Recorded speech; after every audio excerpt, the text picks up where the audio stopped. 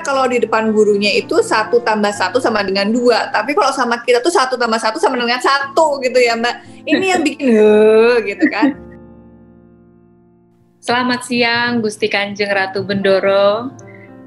Selamat siang Mbak. Apa kabarnya? Alhamdulillah sehat. Mbak apa kabarnya? Alhamdulillah sehat-sehat juga Gusti. Suami, anak-anak, dan keluarga besar bagaimana? Alhamdulillah sehat semua Mbak. Alhamdulillah. Semoga kita dalam lindungan Allah Subhanahu Wa Taala dalam pandemi ini ya, yang masih harus kita hadapi sampai hari ini. Sudah hampir setahun kita menghadapi pandemi COVID-19. Bagaimana aktivitas Gusti selama pandemi ini? Apakah dan keluarga juga apakah sudah beranjak normal seperti itu? Masih belum sih, jadi masih dengan work from home, tapi ya kita karena sudah hampir setahun kita sudah bisa adjustable ya, dan bukannya pandemi ini bukannya saya semakin lowong gitu ya di rumah terus gitu ya, tapi juga semakin sibuk akhirnya gitu ya, karena terus dipadatkan dengan webinar seperti ini gitu, tapi dari rumah. Apa yang paling dirasa berbeda gitu ya dari keadaan normal sebelumnya, lalu aktivitas selama pandemi yang Gusti jalankan? Yang pasti saya jadi banyak di rumah. Saya biasanya itu memang seringnya pergi keluar rumah untuk acara, untuk apapun kegiatan saya lumayan agak banyak di luar rumah. Tetapi karena pandemi ini, jadi saya lebih banyak di rumah. Dan memang sudah menjadi seperti kebiasaan baru gitulah Mbak. Jadi saya sekarang pun mengadakan meeting ya sebisa mungkin tetap di rumah gitu. Jadi di sela-sela antar Zoom ini gitu, itu saya ada waktu setengah jam untuk bisa kembali main sama anak. Jadi lebih banyak waktu jadinya di rumah gitu Mbak. Oke. Untuk putra-putrinya Gusti saat ini sudah usia berapa? Yang besar anaknya saya itu adalah perempuan, itu umur 6 tahun. Kalau yang kecil laki-laki umur 2 tahun. Oke, baik.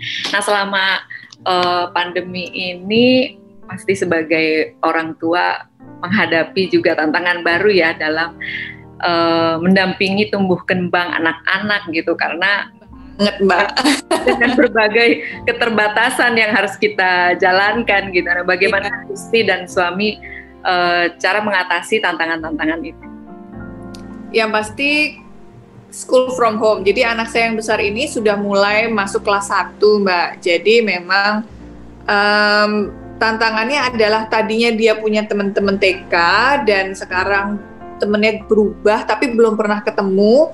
Jadi gimana ya, agak susah untuk encourage anak saya untuk sekolah gitu ya, karena bayangannya dia ya karena dia di rumah itu artinya libur gitu. Jadi dia kadang nggak mau ikut Zoom, nggak mau ikut online sekolahnya gitu, dan segala macam. Itu juga tantangan juga.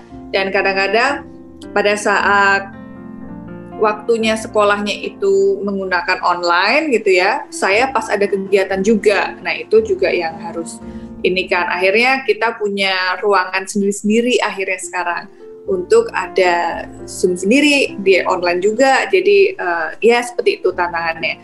Yang pasti akhirnya internet jadi lumayan tinggi Mbak gitu. Tetapi dikurangi dengan biaya transportasi yang pasti. Iya, mungkin bunda-bunda di seluruh Indonesia juga mengalami hal yang sama ya. Karena sebagian besar juga mungkin ada yang working from home, juga ada meeting virtual gitu yang seperti Gusti alami gitu ya. Ada tips nggak nih buat bunda-bunda yang nanti mungkin kita juga belum tahu ya di tahun semester depan ini apakah akan tetap school from home atau nanti pemerintah untuk membuka sekolah dengan kebijakan tersendiri gitu. Mungkin Gusti ada tips buat bunda-bunda untuk tetap selalu semangat membimbing anak-anak, mendampingi anak-anak sekolah dari rumah. Yang pasti adalah sabar, karena ini menguji kesabaran yang tingkat luar biasa nih Mbak gitu ya.